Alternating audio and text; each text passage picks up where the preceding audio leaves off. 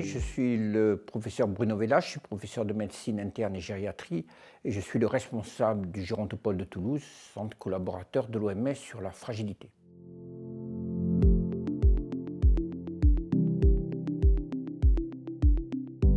Pour l'Organisation mondiale de la santé, vieillir en santé, ce n'est pas ne pas avoir de maladie, on peut avoir des maladies à tous les âges de la vie, mais vieillir en santé, c'est maintenir ses fonctions pour continuer à faire ce qui est important pour chacun d'entre nous.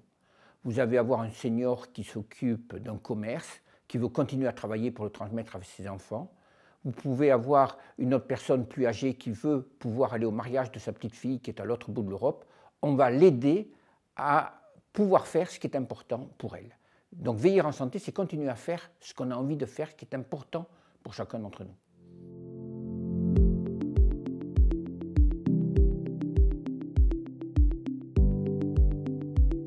Il existe 3 modes de vieillissement. Le vieillissement en santé, dont on a parlé, c'est quand on est robuste, qu'on continue à garder ses fonctions pour continuer à faire ce qui est important pour chacun d'entre nous. Puis il y a un vieillissement qui est un peu plus difficile quand on devient fragile.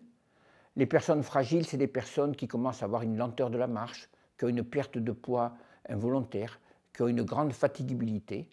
C'est à peu près 15 à 30% de la population.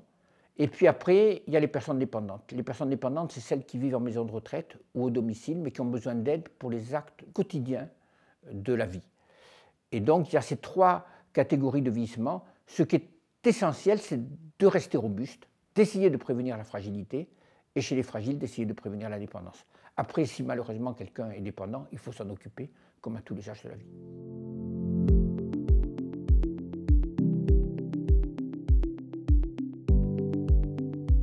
Je vous ai dit que pour l'OMS, vieillir en santé, c'est garder ses fonctions. L'OMS a pendant 3 ans réuni tout un ensemble d'experts et toutes les compétences au sein de l'OMS. Ils ont repéré 6 fonctions qui sont essentielles de maintenir. Ce sont la vue, l'audition, la mémoire, le bien-être psychique, l'état nutritionnel et la mobilité.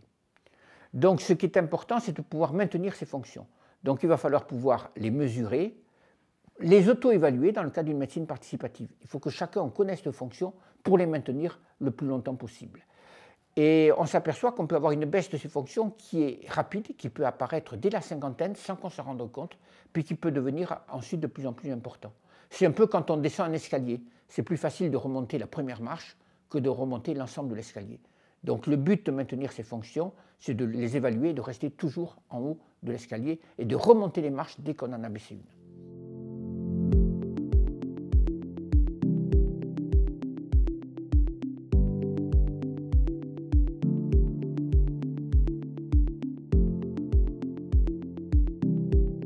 Le programme ICOP, c'est le programme de l'Organisation mondiale de la santé qui nous permet d'évaluer nos fonctions, d'essayer de comprendre pourquoi est-ce qu'on a une perte de fonction, pour pouvoir mettre en place un plan d'action pour les maintenir.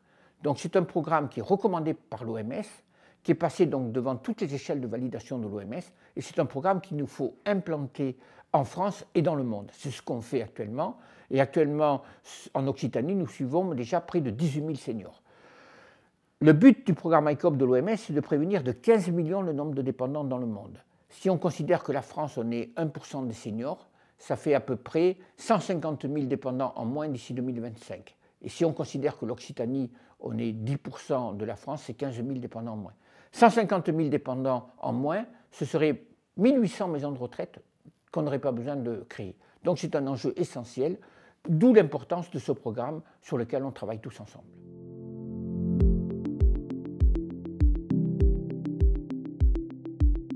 Alors la géroscience, c'est un grand enjeu pour l'avenir. Le vieillissement, c'est le principal facteur des pathologies liées au vieillissement. Par exemple, quand on vieillit, on a beaucoup plus de risques d'avoir une maladie cancéreuse, d'avoir une maladie cardiovasculaire ou une maladie d'Alzheimer.